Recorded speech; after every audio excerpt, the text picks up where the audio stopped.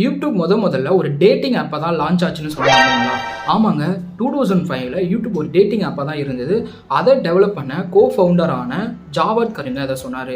அதாவது ஒருத்தருக்கு அவங்களுக்கு பிடிச்சதையும் பிடிக்காததையும் எது மேலாம் இன்ட்ரெஸ்ட் இருக்குன்றதையும் வீடியோ எடுத்து அந்த வீடியோவை யூடியூப் ஆப்பில் அப்லோட் பண்ணி அது மூலிமா அவங்களுக்கு மேட்ச் ஆனவங்க யாருன்றதை ஃபைன் பண்ணுற மாதிரி தான் இந்த ஆப்பை டிசைன் பண்ணியிருக்காங்க 2005ல்.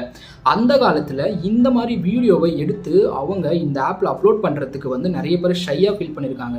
ஸோ இந்த ஐடியா ஒர்க் ஆகாதனால இதோட ஃபவுண்டரான ஜாவத் கரீம் என்ன பண்ணியிருக்காங்கன்னா, யூடியூப்பை ஒரு ரேண்டமாக வீடியோ அப்லோட் பண்ணுற ஒரு ஆப்பாக யூஸ் பண்ணலான்னு சொல்லி அவர் இனிஷியேட் பண்ணி ஒரு வீடியோ அப்லோட் பண்ணார், மீ அட் த ஸூ. இந்த வீடியோ தான் யூடியூப்பில் அஃபிஷியலாக அப்லோட் ஆன வீடியோ.